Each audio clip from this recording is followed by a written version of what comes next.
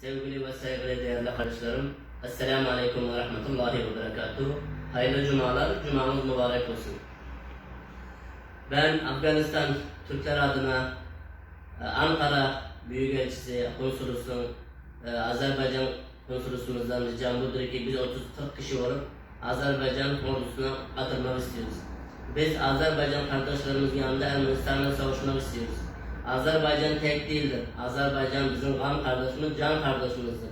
Azerbaycan'da 83 milyon Türk kardeşliği yanındadır. Afganistan 10 milyon Türk kardeşliği Azerbaycan kardeşlerimizin yanındadır. Biz her zaman Azerbaycan kardeşlerimizin yanındayız. İnşallah bu mübarek Cuma gününde Azerbaycan kardeşlerimiz bu cevaz bayrağımızı Karabağ'dan asmak bizlere inşallah nasip edecek. Az kaldı, Karabağ'ın yarını aldık. İnşallah komple hepsini alacağız inşallah Allah'ın izniyle. Buradan da Doğu Türkistan kardeşlerimizin bugün anlıyorum ne diyor Çinlerin Doğu Türkistan kardeşlerimize zulmeden günlermiş. Böyle bütün Doğu Türkistan kardeşlerimiz de tek değildir. Biz Afganistan 10 milyon Türk kardeşleri olarak Doğu Türkistan kardeşlerimizin yanındayız. Allah'ım Doğu Türkistan kardeşlerimizin yar yardımcısı olsun. Allah'ım o Çin şerefsizlerin belasını versin. Biz Doğu Türkistan kardeşlerimizin, Azerbaycan kardeşlerimizin, bütün Türk kardeşlerimizin yanındayız inşallah. Biz böyle birlik beraberlik olup Doğu Türkistan kardeşlerimizin yanında olsak, Azerbaycan kardeşlerimiz olur, Kırgız, Kazak hepimiz bizim kan kardeşimiz, can kardeşimizdir.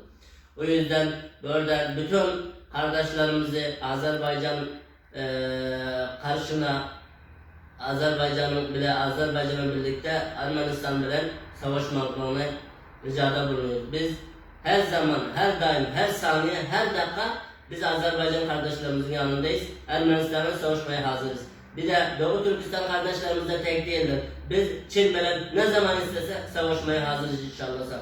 Allah'ım böyle Doğu Türkistan kardeşlerimizin yar yardımcısı olsun. Buradan Sayın Dünya liderimiz Recep Tayyip Erdoğan'la, Sayın Türkmen liderimiz Devlet Bahçeli Bey'den, bütün bakanlarımızdan hepsine Allah razı olsun. Doğu Türkistan kardeşlerimize sahip çıkıyorlar, bizlere sahip çıkıyorlar, bizlere destek veriyorlar. Azerbaycan kardeşlerimizin yanında oluyorlar. Bunlardan Allah razı olsun.